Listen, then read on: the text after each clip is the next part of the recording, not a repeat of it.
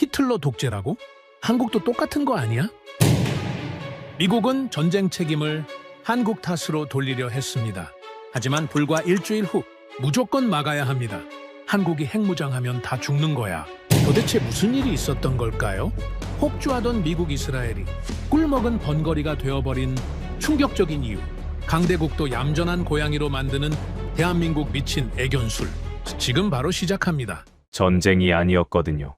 그건 학살이었죠. 안녕하세요. 저는 유럽 중동 위기 대응 총괄 루카스 조나단이라고 합니다. 네타냐후 이스라엘 총리. 그가 사흘 전 모든 매체 앞에서 약속했던 휴전. 그 약속이 단 한 줄의 명령서로 종이장처럼 찢겨 나간 순간이었거든요. 화면 가득 펼쳐진 건 레바논 남부의 한 마을이었죠. 새까만 연기가 마치 거대한 손바닥처럼 하늘을 덮고 있었고 그 아래로는 무너진 건물의 잔해와 흩어진 사람들의 모습이 보였어요. 상황실 화면 한쪽에서는 미국 합동참모본부의 화이트 대장이 입술을 깨물고 있었고 반대편에서는 국무부의 안나 차관이 두 손으로 얼굴을 감싼 채 어깨를 떨고 있었어요. 그런데 정작 가장 중요한 자리, 트럼프 대통령의 의자 옆에 앉은 안보보좌관은 고개를 숙인 채 한마디도 하지 않더군요. 제가 그 침묵의 의미를 알아차리는 데는 5분도 걸리지 않았습니다. 이스라엘은 이미 모든 카드를 꺼내 들고 있었거든요. 이른바 삼손 옵션이라 불리는 자신들이 무너진다면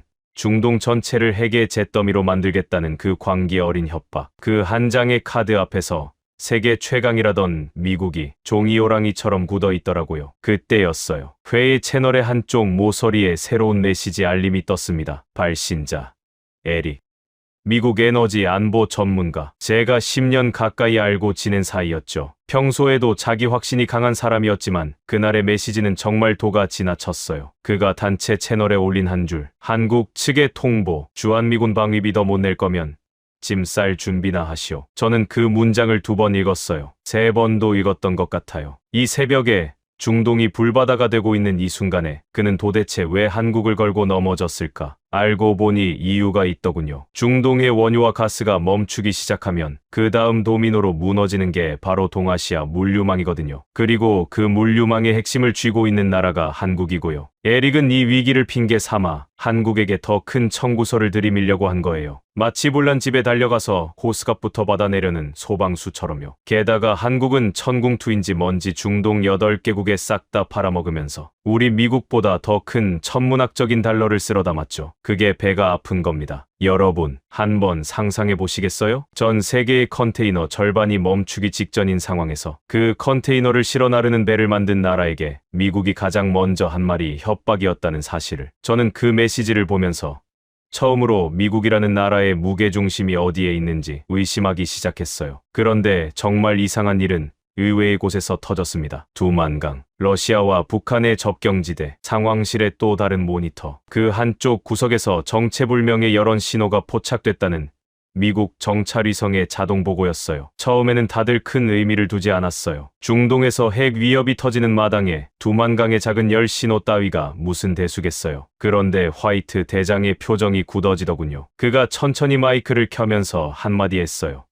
이건 단순한 훈련이 아닙니다. 러시아였어요. 이스라엘의 폭주를 틈타 러시아가 북한 접경에서 무언가를 꺼내 들고 있었던 거예요. 표면적으로는 한반도를 향한 위협이었지만 본질은 달랐죠. 러시아는 한국이 쥐고 있는 중동 지분을 노리고 있었거든요. 카타르의 액화 천연가스 운반선, 사우디의 정유 플랜트, 이라크의 항만 인프라. 그 모든 것이 한국 기업들의 손끝에 걸려 있었으니까요. 그러니까 이 그림은 이런 거였어요. 이스라엘이 중동을 흔들고 미국은 손이 묶이고 그 빈틈으로 러시아가 한국의 자산을 노리고 그리고 미국은 그 한국에게 돈이나 더 내놓으라고 협박하고 있는 거죠. 확실한 건 한국이 강대국 먹이감으로 확실한 표적이 됐다는 사실이었죠. 저는 그 순간 헛웃음이 나왔습니다. 이게 바로 그 위대하다던 자유진영의 새벽이었거든요. 그런데 더 충격적인 건 한국이었습니다. 아무 말이 없었어요. 미칠 것 같았습니다. 전 세계가 패닉에 빠지고 유럽의 모든 안보 채널이 비명을 지르고 일본 외무성에서는 긴급 성명을 준비하느라 불이 다 켜져 있는 그 새벽에 한국에서는 단 한 줄의 공식 입장도 나오지 않았거든요. 뭐 하는 거지? 자는 건가? 처음에는 한국이 충격을 받아 멈춰 선 줄 알았어요. 그런데 아니었습니다. 제 후배인 동아시아 담당관 마르탱이 다급하게 메시지를 보내왔어요. 국장님, 한국 청와대 상황실. 지금 영상 신호가 안 잡힙니다. 저는 그게 무슨 말인지 처음에는 이해를 못했어요. 청와대의 일부 라인이 평시에 우리와 공유되던 그 라인이 어느 순간부터 차단됐다는 거예요. 마치 누군가 큰 문을 닫고 안에서 잠가버린 것처럼요. 그리고 그 닫힌 문 안에서 무언가가 가동되고 있었어요. 마르탱이 떨리는 목소리로 한마디 덧붙였거든요. 국장님, 이거 무슨 한국 매뉴얼인 것 같습니다. 매뉴얼. 저는 그 단어를 듣는 순간 등줄기를 타고 차가운 것이 흘러내렸어요. 한국이라는 나라는 평소에는 정말 시끄러운 나라거든요. 토론이 많고 의견이 갈리고 거리에서 외치는 목소리가 끊이지 않는 나라죠. 그런데 그런 나라가 어떤 순간에는 갑자기 거짓말처럼 조용해지는 때가 있어요. 그게 바로 한국이 무언가를 결정한 순간이라는 걸 저는 10년 넘게 이 일을 하면서 배웠거든요. 미국 상황실에서는 여전히 에릭이 자판을 두드리고 있었어요. 한국에 추가로 보낼 압박 메시지를 작성하고 있는 모양이었죠. 그 옆에서 안보보좌관은 이스라엘 측과의 통화를 시도하고 있었고 합참의장은 페르시아만의 함대 재배치 명령을 내리고 있었어요. 다들 자기 화면만 들여다보고 있었어요. 아무도 그 새벽에 두만강 너머에서 깜빡이던 작은 여론 신호와 한국 청와대에 닫힌 문 사이에 어떤 선이 그어지고 있는지 보지 못했죠. 저는 본능적으로 알았어요. 이건 그냥 위기가 아니다. 이건 어떤 거대한 판이 뒤집히기 직전의 정적이라고. 마치 거대한 파도가 해변을 덮치기 직전에 바닷물이 한번 쑥 빠져나가는 그 이상한 고요함처럼요. 그리고 그 정적의 한가운데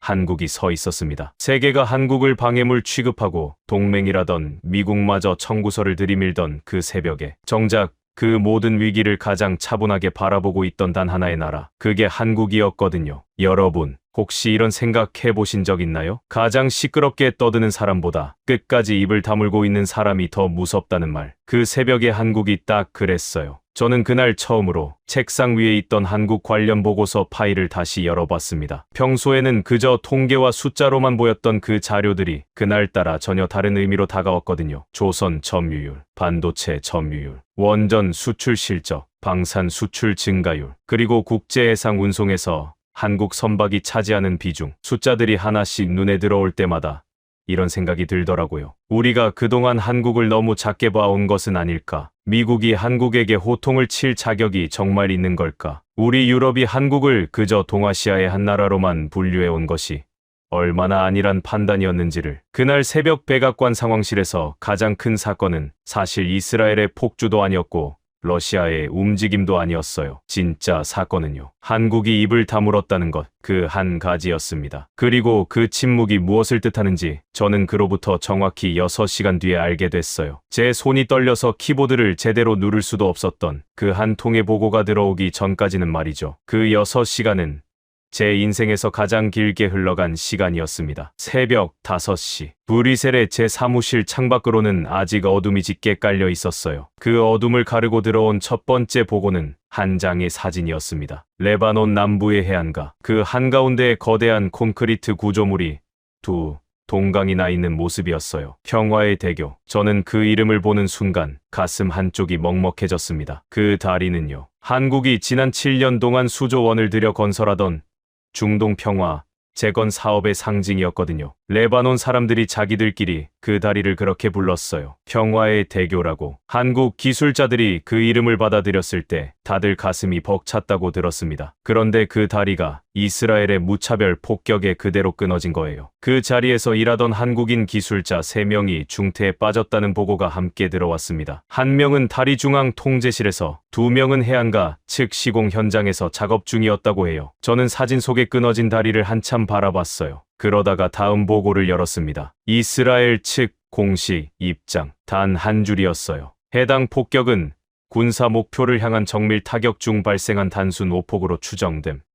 오폭. 저는 그 단어를 입속에서 천천히 굴려봤어요. 그리고 그 옆에 적힌 한 줄을 다시 읽었습니다. 사과 의사 없음. 여러분, 한번 정리해드릴게요. 한국이 7년을 들여 만든 다리, 그 다리에서 일하던 한국인 3명이 중태, 그 다리를 부순 나라의 공식 입장은 오폭, 그리고 사과 거부. 이게 동맹국 사이의 일이 맞습니까? 이게 평소에 한국이 첨단 부품을 대값보다 싸게 공급해주던 그 나라가 한국에게 보낸 답변이 맞나요? 저는 책상을 한번 내리쳤어요. 이스라엘이 그동안 한국으로부터 받아갔던 부품의 목록을 떠올리면 정말 어이가 없었거든요. 정밀광학 부품, 통신 모듈, 전자전 장비의 핵심 칩셋, 그리고 일부 미사일 유도 장치의 부속까지 한국 기업들이 거의 원가에 가까운 가격으로 공급해줬던 자료들이었습니다. 한국이 굳이 그렇게까지 싸게 공급한 이유는 단 하나, 동맹의 신뢰 때문이었어요. 그 신뢰의 답이 폭격이었습니다. 그런데 그날 새벽의 풍경 중 가장 추악했던 건요, 사실 이스라엘이 아니었어요. 일본이었습니다. 저는 마르탱 담당관이 가져온 또 다른 첩보 보고서를 펼쳤습니다. 일본 내각조사실의 최근 동향 자료였어요. 평소에는 거의 노출되지 않는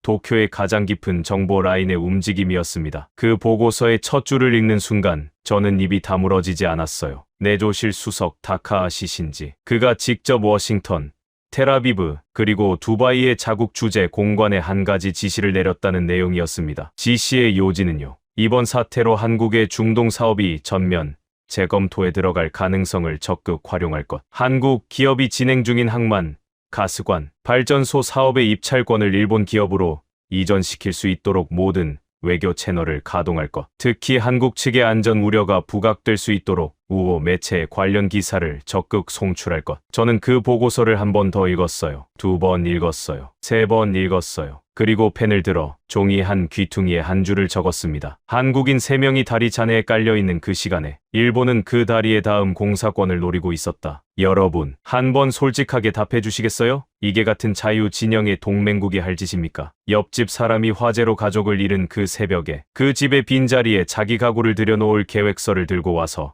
견적을 뽑는 사람을 뭐라고 부르나요? 그게 사람입니까? 그게 친구입니까? 저는 한참을 책상 앞에 앉아 있었어요. 그리고 그 위에 또 다른 보고가 한 통 더 올라왔습니다. 이번에는 도쿄 특파원이 보낸 비공식 메모였어요. 일본 내조실의 한 라인에서 이런 말이 흘러나왔다는 내용이었습니다. 한국은 결국 물러설 수밖에 없을 것이다. 한국 사람들은 큰 위기 앞에서 늘 외부의 우산을 찾아온 민족이다. 미국이 한번 호통치고 우리가 한번 손을 내밀면 한국은 결국 중동에서 발을 빼고 우리에게 사업을 넘길 것이다. 저는 그 메모를 읽으면서 이상한 감정이 들었어요. 이건 분석이 아니었거든요. 이건 그저 자기 희망사항을 분석이라고 포장한 얄팍한 글이었어요. 그런데 그 얄팍한 글이 도쿄의 가장 윗선까지 올라가 있다는 사실이 저는 더 무서웠습니다. 한 나라의 정보기관이 옆 나라를 오로지 자기 욕망의 색안경으로만 바라보고 있다는 뜻이었으니까요. 저는 그 무렵 솔직히 일본 측의 그 예측이 틀리지 않을 거라고 생각했어요. 한국이 어떻게 해보겠어요. 다리는 부서졌고 사람은 다쳤고 미국은 협박만 보내고 있었고 일본은 빈자리를 노리고 있었으니까요. 한국이 할 수 있는 가장 합리적인 선택은요, 일단 한 발 물러서서 사태를 수습하고 외교적 협상 카드를 마련하는 것이었거든요. 그게 지난 40년간 한국이 보여준 모든 위기 대응 패턴이었습니다. 그런데요, 그날 오전 11시 제네바의 한 국제회의장에서 짧은 발언 한 줄이 나왔습니다. 저는 그 회의의 영상을 실시간으로 보고 있었어요. 한국 측 수석 대표 김도현 외교관이 발언대 앞에 섰을 때 다들 한국이 이번 사태에 대한 유감 표명과 국제사회의 협조 요청을 할 것이라고 예상했거든요. 그 정도가 한국이라는 나라가 보여줄 수 있는 가장 강한 외교 어법이라고요. 김도현 대표가 마이크 앞에 서서 잠시 회의장을 둘러봤습니다. 그러더니 그가 짧게 한 줄을 말했어요. 대한민국은 동맹의 보호를 졸업하고 독자 노선을 걷겠습니다. 회의장 안이 일순간 정적에 빠졌어요. 저는 그 발언을 듣는 순간 자리에서 벌떡 일어섰습니다. 옆에 있던 마르탱이 입을 살짝 벌린 채로 화면을 바라봤어요. 졸업. 여러분, 이 단어가 외교회의장에서 나왔을 때 어떤 무게를 갖는지 아시겠어요? 졸업이라는 건 학생이 학교를 떠난다는 뜻이에요. 학교에 더 이상 배울 게 없거나 학교가 더 이상 학생을 보호해 줄 수 없을 때 쓰는 단어죠. 한국이 미국이라는 학교를 향해 졸업하겠다고 선언한 거예요. 그것도 분노한 어조도 아니었어요. 누구를 비난하는 표현도 없었어요. 그저 학생이 졸업식 단상에서 담담하게 학교에 인사를 하듯이 그렇게 단정한 한 줄이었습니다. 저는 그 풍경을 보면서 이상한 한기를 느꼈어요. 화를 내는 사람보다 화를 낼 자격을 갖춘 사람이 화를 내지 않을 때가 더 무섭다는 말. 그 순간의 한국이 정확히 그 모습이었거든요. 그 발언이 끝나기가 무섭게 회의장 뒤편에 앉아있던 일본 측 대표의 표정이 무너졌습니다. 그가 손에 들고 있던 펜을 떨어뜨리더라고요. 그 옆자리에 일본 측 보좌관 2명이 동시에 휴대전화를 꺼내 들었어요. 한 명은 어디론가 다급하게 메시지를 보냈고 다른 한 명은 자기 옆구리를 짚으며 회의장을 빠져나가려 했습니다. 저는 그 풍경을 보면서 일본이 무엇을 두려워하는지 단번에 알 수 있었어요. 한국이 미국의 우산에서 나간다는 건요. 그 우산 아래에 같이 있던 일본의 안보 셈법이 통째로 무너진다는 뜻이거든요. 한국이 독자 노선을 걷는 순간 일본은 어떻게 반응해야 할까요? 일본도 핵을 만들어야 하나요? 못 만듭니다. 평화 헌법이라는 족쇄와 자국민의 강력한 반핵 정서가 일본의 손발을 묶고 있거든요. 그러니까 일본은요. 한국이 핵을 가지면 자기들은 영원히 핵 없는 나라로 한국 옆에 살아야 한다는 사실을 그 순간 본능적으로 깨달은 거예요. 핵, 도미노. 세계가 그렇게 부르는 그 현상이 일본의 가슴 속에서는 정반대의 그림으로 그려졌습니다. 도미노가 자기 차례까지 쓰러지는 게 아니라요. 자기 혼자만 쓰러지지 못한 채 옆 사람의 키가 갑자기 2배로 커지는 그림. 그게 일본이 그 새벽에 본 진짜 공포였습니다. 저는 화면을 끄고 의자에 등을 기댔어요. 도쿄의 그 얄팍한 분석이 단 한 줄의 발언으로 박살났더라고요. 한국은 큰 위기 앞에서 외부의 우산을 찾는 민족이라고요. 천만에요. 한국은 큰 위기 앞에서 우산을 통째로 접어버리는 민족이었습니다. 그리고 자기 머리 위로 직접 하늘을 바치겠다고 선언하는 민족이었어요. 여러분, 이 차이가 보이시나요? 우산을 빌리는 사람과 자기가 우산이 되겠다고 결심한 사람의 차이. 그날 정오, 저는 책상 위에 있던 한국 관련 자료를 한쪽으로 치웠어요. 지금까지 제가 알고 있던 한국에 대한 모든 분석이 그 한 줄의 발언으로 무용지물이 되었거든요. 저는 새 종이를 꺼내 첫 줄에 한 단어를 적었습니다.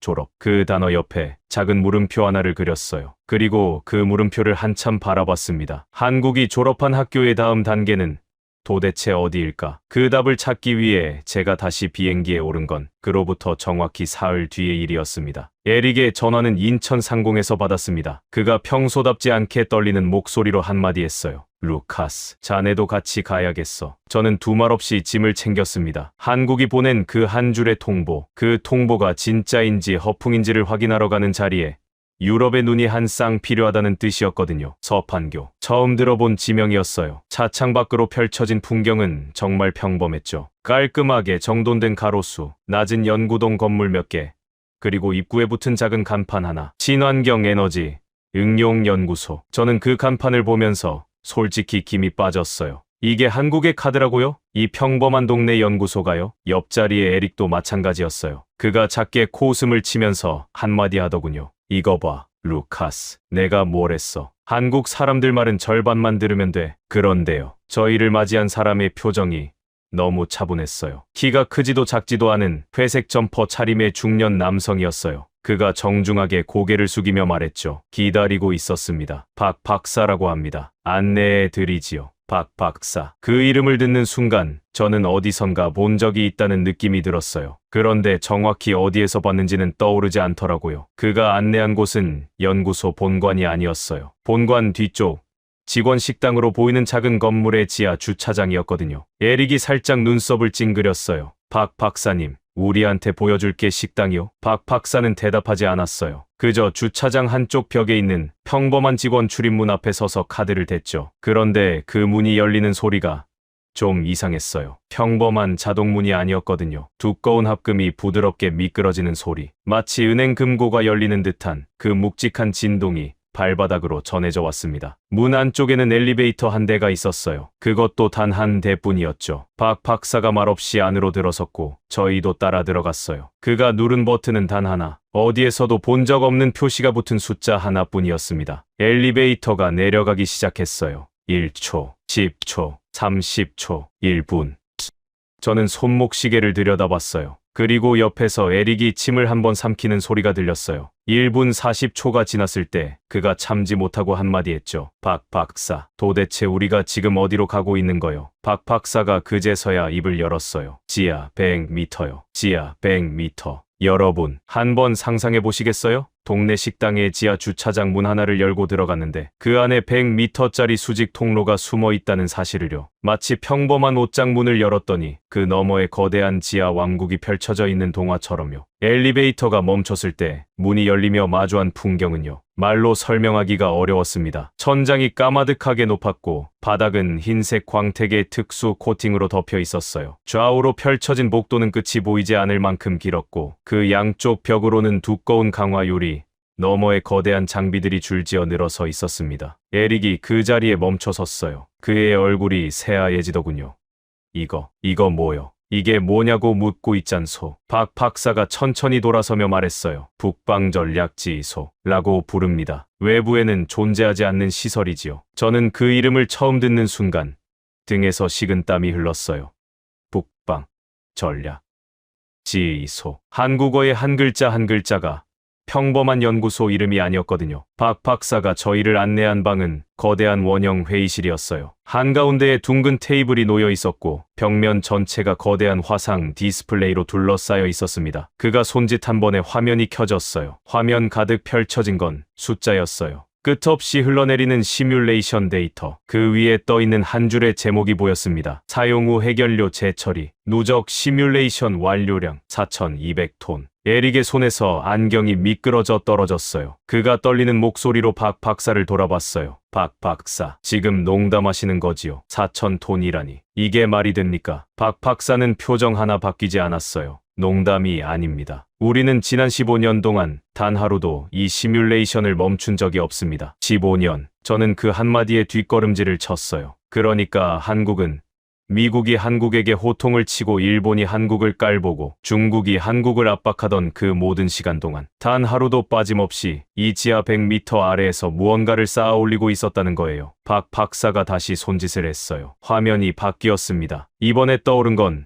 정밀한 설계도였어요. 둥근 구체 안에 복잡한 회로와 격자가 그려진 핵공학을 잘 모르는 저조차도 그 그림이 무엇인지 한눈에 알아볼 수 있었어요. 기폭 장치. 에릭의 입에서 신음 같은 소리가 새어나왔어요. 그가 두 손으로 얼굴을 감쌌어요. 그리고 한참을 그대로 서 있다가 거의 속삭이듯 물었습니다. 박 박사, 정직하게 답해 주시오. 한국이 핵을 만드는데 시간이 얼마나 걸리겠소? 박 박사가 그를 똑바로 바라봤어요. 그리고 단 한 줄. 걸리지 않습니다. 에릭이 고개를 들었어요. 무슨 말이오? 90일이라도 필요한 거 아니오. 박 박사의 입가에 처음으로 아주 옅은 미소가 스쳤어요. 90일이라뇨. 우리는 이미 기술적 완성 단계입니다. 버튼 하나면 충분합니다. 방 안의 공기가 멈췄어요. 저는 그 순간 정말로 숨을 쉴 수가 없었습니다. 에릭의 얼굴이 백지장처럼 변해가는 걸 옆에서 지켜봤어요. 그가 비틀거리며 회의 테이블에 모서리를 짚었어요. 도대체 뭡니까 이게? 저는 속으로 그 말을 몇 번이나 되뇌었어요. 우리가 알던 한국은 비핵 원칙을 누구보다 충실히 지켜오던 나라였거든요. 국제 사찰에 누구보다 협조적이었고 핵 확산 금지, 조약의 모범생이라 불리던 나라였죠. 그런 나라가요. 지하 100m에서 15년 동안 4,000톤의 시뮬레이션을 끝내놓고 있었다는 거예요. 박 박사가 천천히 자리에 앉으며 처음으로 길게 입을 열었습니다. 저희 부모 세대는 한 가지 한이 있었습니다. 우리가 핵만 있었다면 그렇게 당했겠는가? 그 한이 한 사람의 가슴에서 끝났다면 이건 그저 개인의 분노였겠지요. 그런데 그 한이 온 국민의 가슴에 새겨졌고 국가 시스템 안으로 흘러들어왔습니다. 저는 그저 그 시스템이 맡긴 일을 한 명의 기술자로 수행했을 뿐입니다. 저는 그 말을 듣는 순간 박 박사라는 사람이 어디에서 본 얼굴인지 비로소 떠올랐어요. 20년 전 국제핵공학학회의 명단 한 구석에 적혀있던 평범한 한국인 연구원의 이름. 그 누구도 주목하지 않았던 그 이름이 지금 제 앞에서 세계의 판을 뒤집고 있었던 거예요. 여러분, 한 명의 천재가 혼자 만든 무기였다면 저는 차라리 안심했을 겁니다. 그런데 이건 달랐어요. 이건 한 나라의 국민 전체가 단 한 번도 잊지 않았던 한이라는 정서를 차곡차곡 쌓아 올려 지하 100m의 시스템으로 만들어낸 거대한 합작품이었거든요. 에릭이 그 자리에 주저앉았어요. 그가 떨리는 손으로 휴대전화를 꺼내 들었습니다. 워싱턴에 보고하려는 것이었겠죠. 그런데 그 화면에는 단 한 줄의 표시만 떠 있었어요. 신호 없음. 박 박사가 조용히 한마디 덧붙였습니다. 이 안에서는 어떤 신호도 밖으로 나가지 않습니다. 그게 규칙이지요. 엘리베이터로 돌아가는 그 짧은 거리가 제 인생에서 가장 길게 느껴진 100m였습니다. 서판교를 빠져나오는 차 안에서 저는 한마디도 할 수가 없었습니다. 옆자리에 에릭은 줄곧 창밖만 바라보고 있었어요. 그의 어깨가 평소보다 한 뼘은 더 작아 보이더군요. 저는 인천공항으로 가는 그 짧은 길 내내 박 박사가 마지막에 던졌던 한마디만 곱씹고 있었습니다. 이 안에서는 어떤 신호도 밖으로 나가지 않습니다. 그게 무슨 뜻이었을까요? 단순히 보안 규정 이야기였을까요? 아니면 한국이라는 나라가 이제부터 세계의 어떤 채널과도 다른 주파수로 움직이겠다는 그 선언이었을까요? 브뤼셀로 돌아온 다음 날 새벽, 저는 곧장 한자리에 호출됐습니다. 장소는 시내 중심가의 한 오래된 호텔 지하 회의실이었어요. 공시 일정에는 어디에도 잡혀있지 않은 이른바 비공식 밀담의 자리였죠. 둥근 테이블에는 이미 7명이 앉아 있었습니다. 독일 안보위원회의 클라우스 의장, 프랑스 대외전략국의 이자벨 부국장, 그리고 영국 외교부의 헨리 차관까지. 평소에는 한자리에 모이는 일이 거의 없는 인물들이었거든요. 클라우스 의장이 가장 먼저 입을 열었어요. 루카스, 자네가 직접 봤다고 들었네. 그 지하 시설을. 우리에게 그대로 말해주게. 저는 본 그대로를 전했어요. 4,000톤의 시뮬레이션 데이터,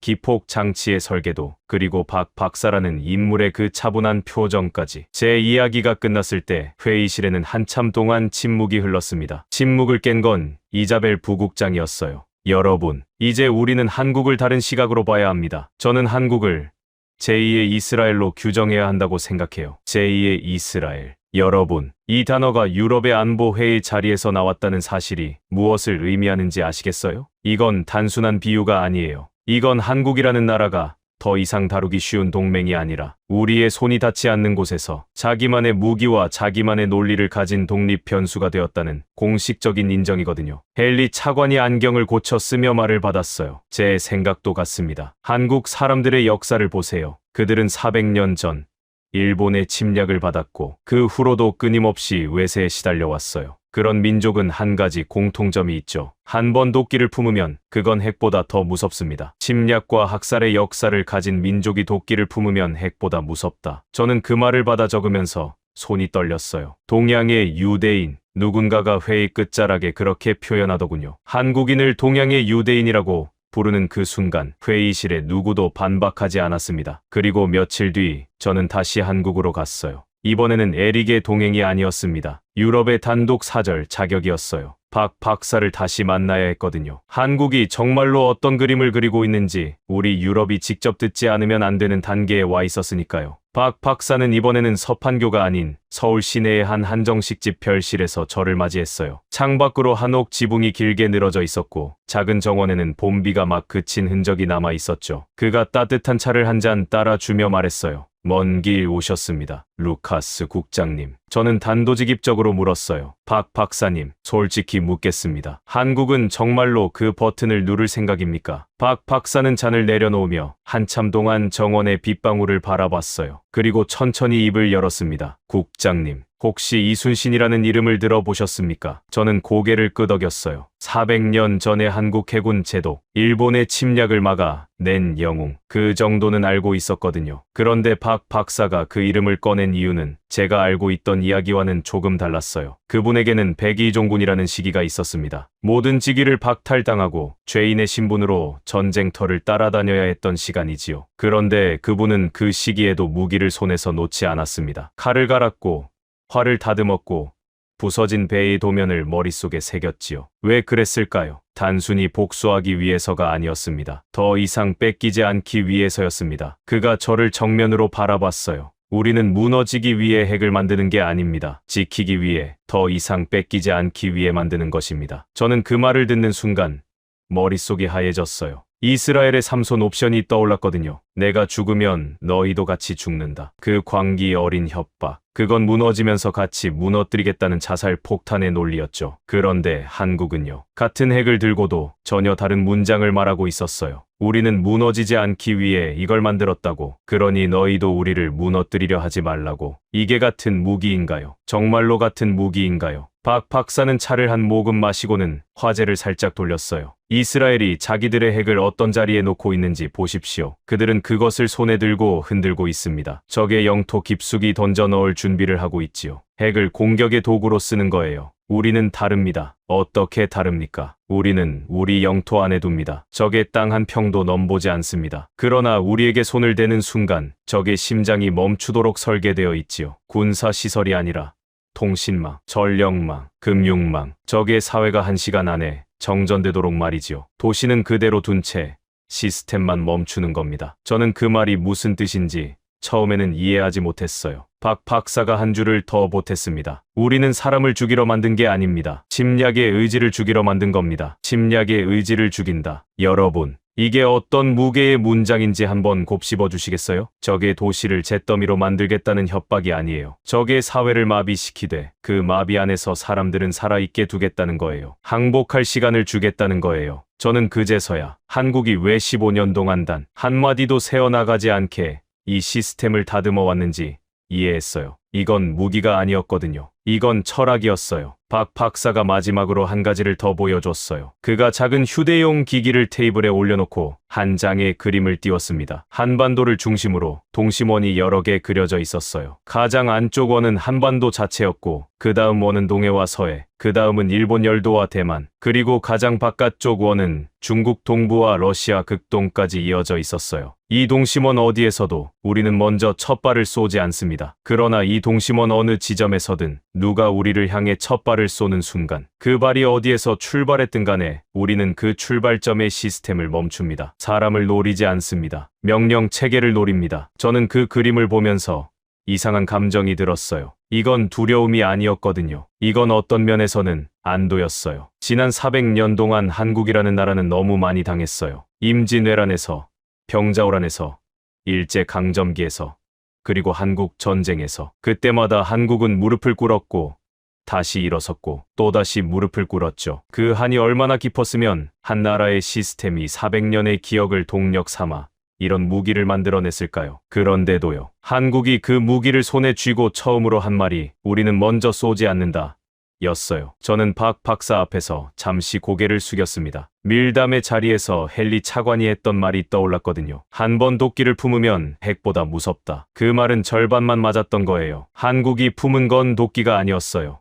그건 한이라는 다른 이름의 인내였습니다. 박 박사가 자리에서 일어서며 마지막으로 한마디를 남겼어요. 국장님, 유럽에 돌아가시거든 한 가지만 전해 주십시오. 우리는 누구의 적도 되고 싶지 않습니다. 그러나 더 이상 누구의 만만한 상대도 되지 않을 것입니다. 저는 그 말을 받아 적지 않았어요. 이 한 문장만큼은 제 가슴에 직접 새겨도 잊지 않을 것 같았거든요. 한국이 핵무장을 공식화한 다음 날 아침, 저는 브뤼셀 사무실의 모니터 앞에서 제 두 눈을 의심하고 있었습니다. 뉴스 화면 한쪽에는 한국 청와대 대변인의 짧은 성명이 흘러가고 있었어요. 그리고 다른 한쪽 화면에는 전 세계 주요 거래소의 실시간 지표가 떠 있었죠. 도쿄, 상하이, 프랑크푸르트, 뉴욕. 어느 한 곳에서 비명이 터져야 정상이었거든요. 그런데요. 지표는 오히려 위로 움직이고 있었어요. 저는 처음에는 시스템 오류인 줄 알았어요. 한 나라가 핵을 갖겠다고 선언했는데 그 나라의 주가는 물론이고 그 나라와 거래하는 모든 인접국의 주가가 동시에 오르는 게 가능한가요? 이건 제가 15년 동안 안보 경제 분야에서 본 적 없는 풍경이었거든요. 옆자리에 마르탱 담당관이 떨리는 손으로 자료를 들고 들어왔어요. 국장님, 카타르 측에서 한국으로 보내는 액화 천연가스 운반선 계약. 어제 밤사이에 32척이 추가로 갱신됐답니다. 갱신이라고?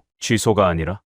네, 단가도 올렸습니다. 한국 측이 부른 가격을 카타르 측이 그대로 받았어요. 저는 자리에서 일어섰어요. 그리고 마르탱이 가져온 자료를 뺐다시피 받아들고 한 장 한 장 넘겨봤습니다. 카타르뿐이 아니었어요. 사우디아라비아의 정유시설 보수 계약, 아랍에미리트의 항만 확장 사업, 오만의 천연가스 처리 플랜트, 모두가 한국 기업과의 계약을 갱신했거나 새로 체결했더라고요. 그런데 정말 충격적이었던 건 그 다음 자료였어요. 러시아였습니다. 이스라엘의 폭주를 틈타 두만강 접경에서 여론 신호를 깜빡이던 그 러시아가요. 갑자기 태도를 바꿔 한국이 시베리아 북부에서 진행 중이던 가스관 사업의 잔여 구간에 대한 통과 보장 협정에 서명했다는 거예요. 여러분, 이게 무슨 뜻인지 한번 짚어드릴까요? 며칠 전까지만 해도 한국을 압박하던 나라들이 한국이 핵을 갖겠다고 선언하자마자 한국에게 줄을 서기 시작했다는 겁니다. 마치 카지노에서 가장 큰 칩을 손에 쥔 사람 옆자리에 모두가 앉으려고 몰려드는 것처럼요. 그날 오후 에릭이 다시 저를 찾아왔어요. 그는 워싱턴에서 막 도착한 직후였고 양복깃이 살짝 구겨져 있었습니다. 그가 자리에 앉자마자 한 장의 위성 사진을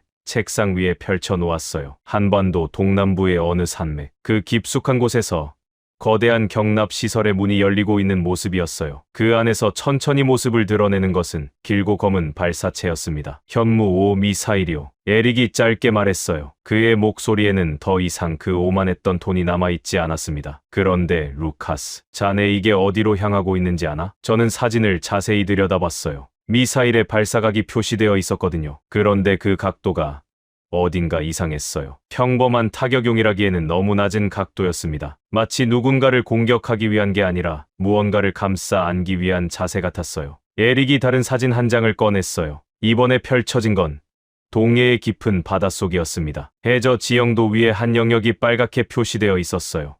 여기, 이 자리가 뭔지 아나? 저는 모르겠다는 표정으로 그를 바라봤어요. 가스 하이드레이트요. 우리가 흔히 하얀 얼음이라고 부르는 그것. 한국 동해 한가운데에 추정 가치가 500조 원에 달하는 매장지가 있었던 거요. 그동안은 채굴 기술이 부족해서 다들 손도 못 댔지. 그런데 한국이 작년부터 그 시추를 시작했더군. 500조 원. 저는 그 숫자를 듣는 순간 머릿속에서 무언가가 맞물리는 소리를 들었어요. 현무 5 미사일의 그 이상한 발사각. 그건 적의 도시를 노리는 각도가 아니었어요. 그건 동해 한가운데의 그 시추 시설을 향해 어떤 위협이 다가올 때 그 위협을 정확히 끊어내기 위한 방어 각도였던 거예요. 한국은 미사일을 무기로 만든 게 아니었어요. 방패로 만든 거였습니다. 저는 의자의 등을 깊이 기댔어요. 그리고 한참을 천장만 바라봤습니다. 도대체 한국은 어디까지 계산하고 있었던 걸까요? 핵, 미사일, 가스 하이드레이트, 액화 천연가스 운반선, 시베리아 가스관, 중동의 정유시설, 이 모든 것이 거미줄처럼 한 점에서 연결되고 있었거든요. 그 점이 어디였냐고요? 한국이었습니다. 저는 마르탱에게 전 세계 주요 에너지 공급망의 흐름도를 띄워달라고 했어요. 잠시 후 벽면 디스플레이에 거대한 지도가 펼쳐졌습니다. 중동에서 출발한 노란 선이 인도양을 가로질러 동아시아로 흘러갔고, 시베리아에서 출발한 파란 선이 한반도 북쪽을 거쳐 태평양으로 빠져나갔으며, 호주와 동남아시아에서 올라오는 초록 선이 모두 한반도 남쪽 해역에서 한 번씩 모였다 흩어졌어요. 저는 그 지도를 한참 바라보다가 작은 소리로 중얼거렸습니다. 이거 전부 한국을 거치는군. 마르탱이 조용히 한 줄을 보탰어요. 전 세계 에너지 공급망의 70%가 결국 한국 영해 인근의 어느 한 지점을 통과합니다. 한국이 건설한 항만, 한국이 만든 운반선, 한국이 보수하는 가스관, 어디 한 군데라도 막히면 전 세계의 발전소가 멈춥니다. 저는 입이 다물어지지 않았어요. 이게 말이 됩니까? 한국이 핵을 가졌다는 건 단순히 한 나라가 무기를 하나 더 보유했다는 이야기가 아니었던 거예요. 그건 전 세계 에너지 공급망 위에 거대한 우산이 펼쳐졌다는 뜻이었습니다. 그것도 어떤 우산이냐고요? 누구도 함부로 그 우산 아래의 물건에 손을 댈 수 없는 핵으로 보장된 우산이요. 저는 에릭을 바라봤어요. 그가 제 시선을 받지 못하고 고개를 떨구더군요. 한참 만에 그가 입을 열었어요. 루카스, 솔직히 말하지. 우리는 이걸 막을 수 없었네. 왜인가? 한국이 핵을 안 가졌다면 저 공급망은 누군가의 표적이 됐을 거야. 러시아가 노리고,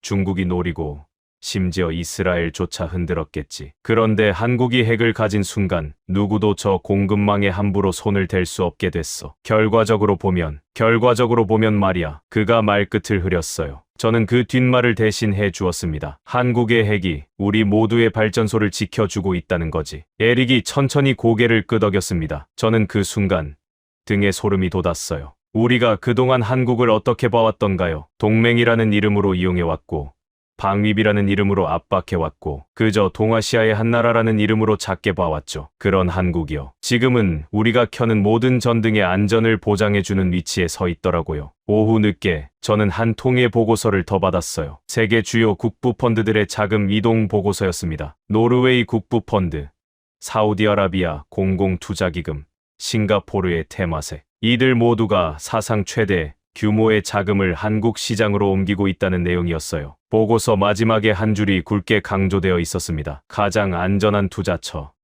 한국. 저는 그 한 줄을 읽으면서 헛웃음이 나왔어요. 자본이라는 건 정말 정직한 동물이거든요. 자본은 거짓말을 하지 않아요. 자본은 가장 안전한 곳으로 가요. 그리고 자본이 한국으로 향하고 있다는 건 세계가 입으로는 한국의 핵무장을 비난할지 몰라도 손과 발과 지갑은 이미 한국이 옳았다고 인정하고 있다는 뜻이었어요. 여러분, 한번 자문해 보시겠어요? 핵을 가진 나라에게 돈이 몰리는 풍경. 이게 정상인가요? 인류 역사상 단 한 번도 이런 일은 없었어요. 핵을 가진 나라는 늘 제재를 받았고 자본이 빠져나갔고 고립됐죠. 그런데 한국은 정반대의 길을 만들어냈어요. 그날 저녁 저는 책상 위에 놓인 한국 지도를 한참 동안 바라봤습니다. 카타르의 가스선 32척, 사우디의 정유 계약, 시베리아의 가스관, 동해의 500조 원, 현무 5 미사일, 노르웨이 국부 펀드. 이 모든 숫자와 이름이 한반도라는 작은 땅 한 점으로 빨려 들어가고 있었어요. 저는 펜을 내려놓았습니다. 세상이 조용히 한국 쪽으로 기울고 있었거든요. 한국으로 자본이 몰려가던 그 주말, 가장 먼저 발을 동동 구른 나라는 일본이었습니다. 저는 그날 도쿄 주재 우리 대사관에서 보내온 한 통의 보고서를 읽고 있었어요. 일본 외무성의 가장 깊은 라인에서 흘러나온 비공식 요청이었습니다. 미국이 한국에 강력한 경제 제재를 가하도록 도쿄가 워싱턴에 압력을 넣고 있다는 내용이었어요. 그것도 한두 군데가 아니었습니다. 미국 의회의 친일 의원 라인, 국방부의 인도태평양 담당자들, 재무부의 수석 보좌관까지 일본의 로비스트들이 한꺼번에 워싱턴의 문을 두드리고 있었거든요. 마르탱 담당관이 들어오면서 한마디 했어요. 국장님, 도쿄가 정말 다급한 모양입니다. 평소라면 절대 안 쓸 채널까지 동원하고 있어요. 저는 보고서를 덮으며 짧게 말했습니다. 질투지, 질투요. 한국이 가진 모든 것을 일본이 평생 가지고 싶어 했거든. 핵 잠재력, 자체 미사일, 독자 외교 카드. 일본은 평화 헌법이라는 족쇄를 차고 있는 동안 한국이 그 모든 걸 손에 쥐는 걸 두 눈으로 본 거지. 여러분, 이 풍경 한번 상상해 보시겠어요? 옆집에서 새 차를 샀다고 자기 집 마당에 그 차를 뺏어와 주차하라고 동네 어른에게 떼를 쓰는 모습. 정확히 그 모습이었어요. 그런데요. 다음 날 아침, 저는 정말 예상치 못한 한 줄의 속보를 받았습니다. 러시아 외무장관 이반 페트로프. 그가 모스크바에서 긴급 기자회견을 열었다는 소식이었어요. 회견의 내용은 더 충격적이었습니다. 저는 화면을 켜자마자 마우스에서 손이 떨어졌어요. 이반 페트로프 장관. 평소 서방을 향해 가장 거친 언사를 쏟아 내던 그 인물이 단상에 서서 짧고 단호하게 말하더군요. 한국의 핵 보유는 정당하다. 그리고 우리는 이번 중동 분쟁의 중재자로 한국을 공식 지지한다. 저는 그 자리에서 자리를 박차고 일어났어요. 여러분, 이게 무슨 의미인지 한번 짚어드릴게요. 며칠 전까지 두만강에서 한국을 향해 여론 신호를 깜빡이던 그 러시아가요. 한국이 핵을 갖겠다고 선언한 지 일주일도 지나지 않아 한국을 지지한다고 공개 선언한 거예요. 그것도 한국을 중동 분쟁의 중재자로 인정하면서요. 이건 단순한 외교적 수사가 아니었어요. 이건 러시아가 한국 앞에 한 줄로 줄을 서겠다고 공식 선언한 것이었습니다. 마르탱이 떨리는 손으로 종이 한 장을 더 가져왔어요. 국장님, 중국 측 반응도 들어왔습니다. 뭐라고 했나? 무반응입니다. 단 한 줄의 논평도 내지 않고 있어요. 저는 그 한마디에 더 큰 충격을 받았습니다. 중국이 침묵한다는 건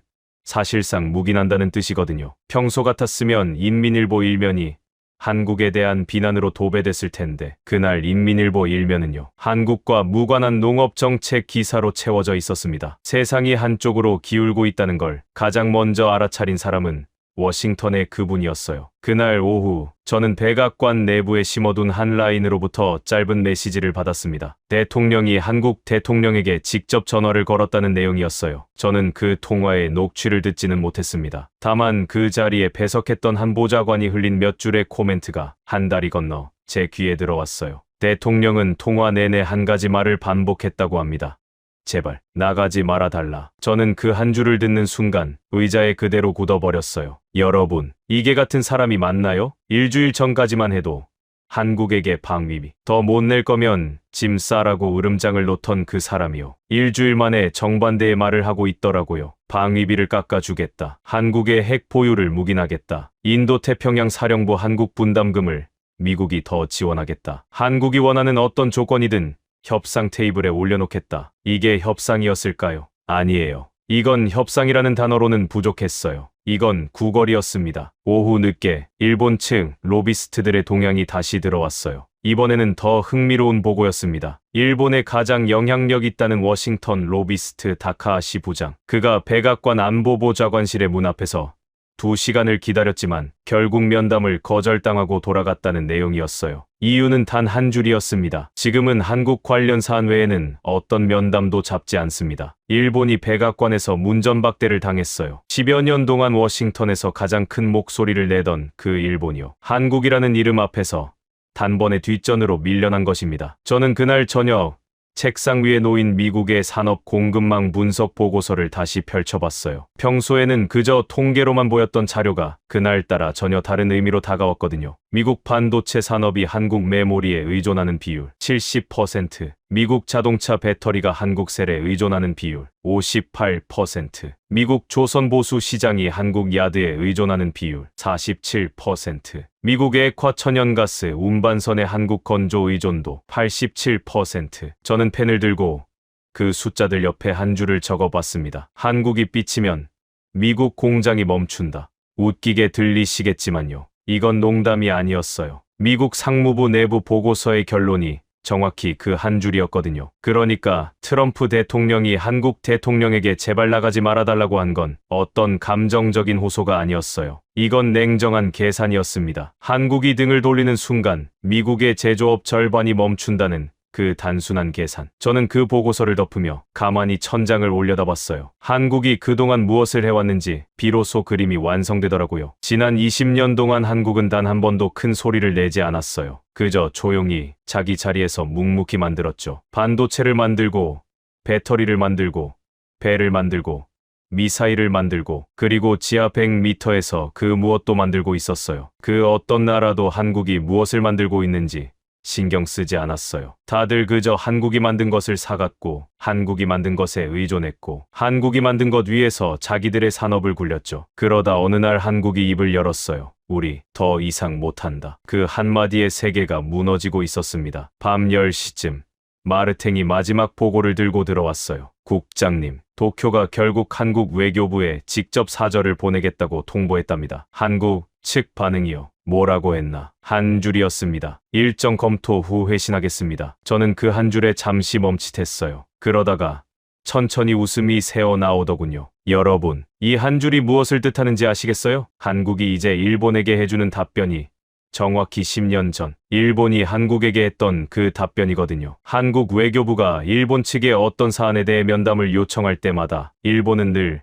그 한 줄로 답했어요. 일정 검토 후 회신하겠다고. 같은 문장, 같은 어순, 같은 무게. 그런데 지금은 화자가 바뀌었습니다. 저는 그날 밤 사무실 창가에 서서 브뤼셀의 어두운 거리를 한참 바라봤어요. 한국이라는 나라는요, 단 한 발의 미사일도 발사하지 않았어요. 단 한 명의 군인도 국경 밖으로 보내지 않았어요. 단 한 줄의 위협 발언도 공식 채널에 올리지 않았어요. 그저 자기 자리에서 자기 시스템을 가동했을 뿐이에요. 그런데 그 한 번의 시스템 가동만으로요. 워싱턴이 머리를 숙였고, 모스크바가 줄을 섰고, 베이징이 입을 다물었고, 도쿄가 문전박대를 당했습니다. 저는 창가에서 돌아서며 작게 한마디 중얼거렸어요. 이게 외교라는 거구나. 진짜 외교는요, 큰 소리를 내는 사람이 이기는 게임이 아니었습니다. 끝까지 입을 다물고 정확한 순간에 단 한 줄의 데이터를 내미는 사람이 이기는 게임이었어요. 그리고 그 게임의 가장 무서운 선수가 한반도 한가운데에 조용히 앉아 있었습니다. 그날 새벽 워싱턴행 비행기 안에서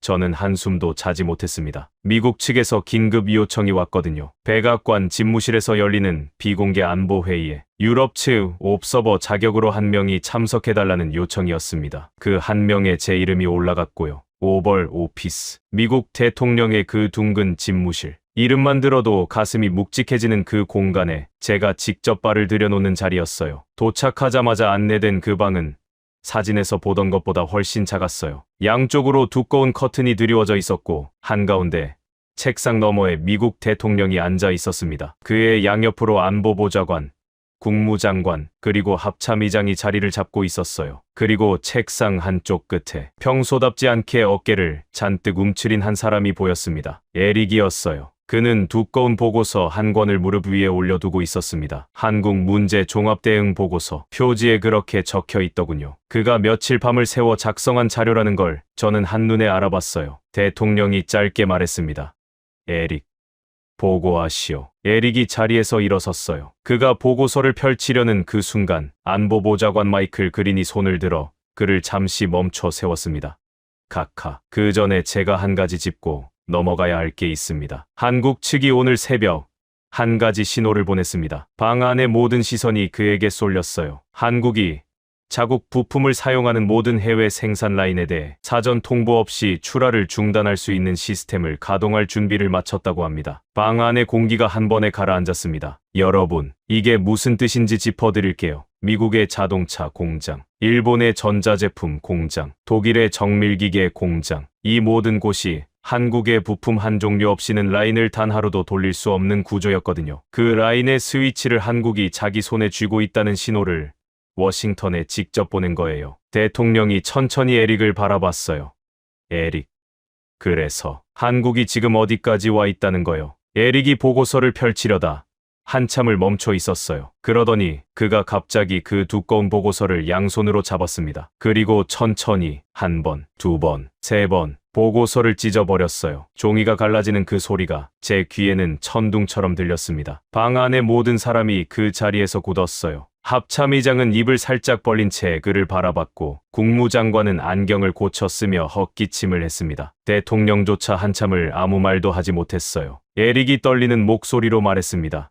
카카, 이 보고서는 무의미합니다. 우리는 지난 한 달 동안 한국을 어떻게 막을지를 연구해왔습니다. 그런데 그 방향이 처음부터 틀렸습니다. 무슨 말이오? 한국의 핵은 우리가 막아야 할 위협이 아닙니다. 그가 잠시 숨을 골랐어요. 그리고 한 줄을 더 보탰습니다. 한국의 핵은 고장난 세계를 고칠 마지막 조각입니다. 저는 그 자리에서 숨이 멎을 뻔했어요. 이 말을 한 사람이 누구였습니까? 한 달 전 한국에게 짐 싸라고 호통치던 바로 그 에릭이었어요. 한국의 기술력을 우습게 보던 그 에릭이요. 그가 미국 대통령 앞에서 자기 손으로 자기 보고서를 찢으면서 한국을 마지막 조각이라고 부르고 있었습니다. 대통령은 한참을 침묵했어요. 그가 의자에 깊이 등을 기댄 채 천장을 바라보더군요. 그러다가 작게 한마디 했습니다. 마이클, 카메라 준비하시오. 저는 그 한마디에 가슴이 철렁했어요. 마이클 그린 보좌관이 즉시 부속실로 나갔습니다. 10분도 채 지나지 않아 백악관 출입기자단 대표 5명이 집무실 안으로 들어왔어요. 평소 같았으면 며칠 전부터 일정이 잡혀야 가능한 일이 단 10분 만에 진행된 거예요. 대통령은 책상 앞에 똑바로 앉았습니다. 카메라 불빛이 켜졌고 그가 천천히 입을 열었어요. 미합 중국은 오늘 이 자리에서 분명히 밝힌다. 우리는 대한민국의 독자적 방위 능력을 존중한다.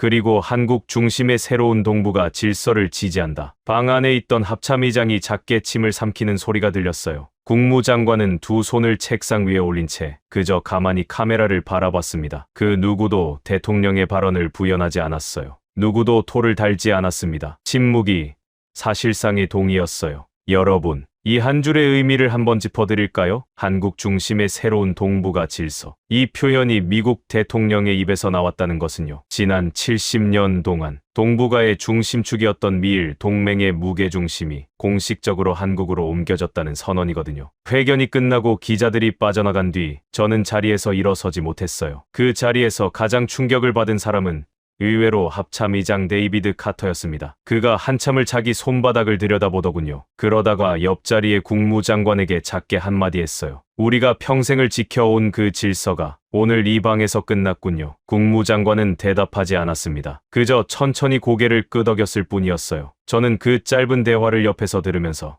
가슴이 묘하게 떨렸습니다. 한국이 무엇을 얻어냈는지가 그제서야 또렷해졌거든요. 그날 오후 저는 백악관을 나와 호텔로 돌아가는 차 안에서 한 통의 속보를 받았어요. 이스라엘이었습니다. 네타냐후 총리, 며칠 전까지 레바논 남부에서 학살을 자행하며 핵 협박까지 동원했던 그 인물이요. 갑자기 모든 군사 작전을 중단했다는 보고였어요. 저는 처음에는 이해가 되지 않았습니다. 무엇이 그를 멈춰 세운 걸까요? 미국이 압박했을까요? 아니에요. 미국은 그를 압박할 힘이 없었어요. 유엔이 결의했을까요? 아니에요. 유엔은 이미 2달 전에 이스라엘 관련 결의안을 통과시키지 못했거든요. 그를 멈춰 세운 건 단 하나의 보고였습니다. 한국이 이스라엘 군수 산업에 들어가는 정밀 부품 7종의 출하를 중단할 수 있다고 통보했다는 보고, 그리고 한국계 글로벌 금융 결제망의 일부 라인이 이스라엘 방위 산업 결제를 거부할 가능성이 있다는 보고. 단 2줄이었어요. 미사일 한 발도 없었습니다. 군함 한 척도 움직이지 않았어요. 그저 2줄의 통보가 사람을 죽이며 폭주하던 한 권력자의 손을 멈춰 세웠습니다. 저는 호텔방으로 들어가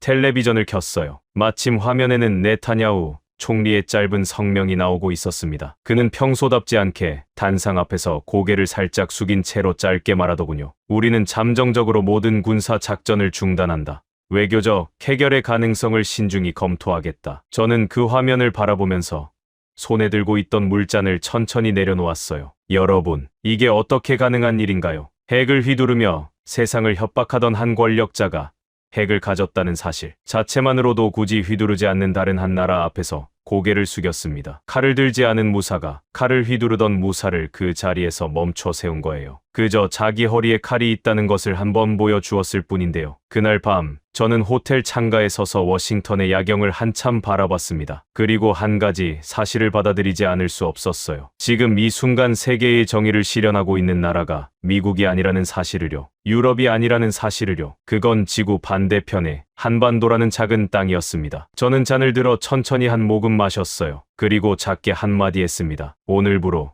세계의 중심이 옮겨졌구나. 워싱턴에서 돌아온 그 다음 주, 저는 다시 서울행 비행기에 올랐습니다. 이번에는 누가 부른 자리가 아니었어요. 제가 자청한 출장이었습니다. 한국 대통령이 춘추관에서 전 세계 외신을 모아놓고 직접 회견을 연다는 소식을 듣자마자 저는 어떤 일정도 미루고 그 자리에 가야겠다고 결심했거든요. 춘추관. 한국 청와대 옆에 자리 잡은 기자회견 전용 건물이라고 들었어요. 회견장에 들어선 순간 저는 잠시 발걸음을 멈춰야 했습니다. 회견장 안이 발 디딜 틈이 없었거든요. 좌측 줄에는 미국, 영국, 프랑스, 독일의 주요 외신 기자들이 자리를 잡고 있었고, 우측 줄에는 일본, 중국, 러시아의 특파원들이 평소답지 않게 모두 정장을 갖춰 입고 앉아 있었어요. 그리고 그 사이사이로 사우디아라비아, 카타르, 아랍에미리트, 베트남, 인도네시아의 매체들까지 자리를 메우고 있었습니다. 여러분, 평소 한국 청와대 회견장에 이만큼의 외신이 모인 적이 단 한 번이라도 있었을까요? 단언컨대 한 번도 없었어요. 그날의 회견장은 사실상 작은 유엔 총회였습니다. 오후 2시, 정시에 한국 대통령이 단상에 올랐어요. 그는 평소답게 짙은 회색 정장을 입고 있었고 표정에는 어떤 흥분의 흔적도 없었습니다. 마치 평범한 주간 정례 회의를 시작하는 사람처럼 자연스럽고 차분한 걸음이었어요. 그가 마이크 앞에 서서 좌중을 한번 천천히 둘러봤습니다. 그리고 짧게 입을 열었어요. 우리의 핵은 평화의 마침표입니다. 회견장 안이 정적에 휩싸였어요. 저는 그 한 줄을 듣는 순간 등에 소름이 돋았습니다. 대통령은 그 문장을 한 번 더 강조하지 않았어요. 부연 설명도 하지 않았어요. 그저 단 한 줄을 던져놓고 다음 문장으로 넘어갔습니다. 우리는 이 무기를 단 한 번도 휘두르지 않을 것입니다. 그러나 이 무기가 존재한다는 사실만으로 더 이상 어떤 폭력도 우리 영토와 우리 동료의 영토를 침범할 수 없을 것입니다. 회견이 끝나기까지는 15분이 채 걸리지 않았어요. 그런데요. 그 짧은 15분이 끝났을 때 회견장 안에 외신 기자들이 한 사람도 빠짐없이 자리에서 일어섰습니다. 그리고 누가 시작했는지도 모를 박수가 터져 나왔어요. 저는 그 풍경을 두 눈으로 보면서도 믿을 수가 없었습니다. 도대체 뭡니까 이게? 평소 한국 정부의 발표에 가장 비판적이던 미국 유력 매체의 백발 기자가 가장 먼저 일어서서 박수를 치고 있더라고요. 그 옆에서 일본의 베테랑 특파원이 안경 너머로 눈가를 슬쩍 닦고 있었어요. 그리고 가장 뒤편의 러시아 특파원조차 마지못한 듯이 천천히 일어서 박수에 합류했습니다. 여러분, 이게 말이 됩니까? 한 나라가 핵을 가졌다고 발표한 자리에서 전 세계 외신이 기립박수를 보내는 풍경이요. 회견이 끝난 직후부터 제 휴대전화는 꺼지지 않았어요. 가장 먼저 연락을 해온 곳은 나토 사무총장실이었습니다. 사무총장 크리스토프 슈미트가 직접 전화를 걸었더군요. 그가 첫 마디부터 단도직입적으로 말했어요. 루카스, 한국 측에 즉시 면담을 요청해 주시오. 우리는 한국과의 종신안보협력협정을 체결하고 싶소. 종신. 저는 그 단어에 잠시 멈칫했어요. 외교 문서에서 종신이라는 단어는 거의 사용되지 않거든요. 그런데 나토 사무총장이 그 단어를 직접 입에 올렸습니다. 뒤이어 유럽연합 외교안보 고위 대표 안나 슈레더의 메시지가 도착했어요. 드디어 상식적인 핵 보유국이 나타났습니다. 한국과 어떤 형태로든 안보 협력의 틀을 잡아 주십시오. 우리는 한국이 부르는 어떤 조건이라도 검토할 준비가 되어 있습니다. 저는 그 메시지를 2번 읽었어요. 상식적인 핵 보유국. 이 한 줄이 무슨 뜻인지 아시겠어요? 그동안 세계가 알고 있던 핵 보유국들이 전부 비상식적이었다는 고백이에요. 미국, 러시아, 중국, 영국, 프랑스. 그 어느 나라도 자기 핵을 평화의 마침표라고 부른 적이 없었거든요. 다들 자기 핵을 휘두르겠다고만 했지 누구도 그 핵을 누군가의 안전을 보장하는 우산이라고 정의하지 않았어요. 한국이 그 정의를 처음으로 만들어낸 거예요. 저는 호텔로 돌아가는 차 안에서 마침 같은 호텔에 묵고 있던 에릭에게 짧은 메시지를 보냈어요. 오늘 저녁 같이 식사하시겠습니까? 답이 바로 왔습니다. 좋아. 자네 방으로 가지. 그날 밤 에릭은 평소답지 않게 조용히 식사를 마쳤어요. 와인 한 모금을 마신 뒤 그가 천천히 입을 열었습니다. 루카스, 나는 내일 아침 비행기로 워싱턴에 돌아가네. 마지막 보고를 올리고 그 자리에서 사임할 생각이야. 저는 잠시 말을 잃었어요. 왜인가? 내가 그동안 들고 있던 모든 보고서가 한 권도 빠짐없이 쓰레기였거든. 한국을 향한 내 모든 분석이 처음부터 끝까지 틀려 있었어. 그런 사람이 그 자리에 더 앉아 있을 자격이 없지. 그가 잔을 내려놓으며 창밖의 한강을 바라봤어요. 한참을 그러고 있다가 작게 한마디 덧붙였습니다. 나는 그들이 미련하다고 생각했어. 시키는 대로만 하고 큰 소리 한 번 못 내고 매번 양보만 하는 답답한 사람들이라고. 그런데 말이야. 루카스, 말해보게. 그들은 미련한 게 아니었어. 그들은 5,000년을 기다려 방아쇠를 당긴 사냥꾼이었어. 저는 그 말을 듣는 순간 와인잔을 든 손이 멈췄습니다. 5,000년. 그 짧은 한 단어 안에 한반도라는 작은 땅 위에서 살아온 사람들의 모든 시간이 압축되어 있었어요. 400년 전의 임진왜란부터 100년 전의 식민지 시기,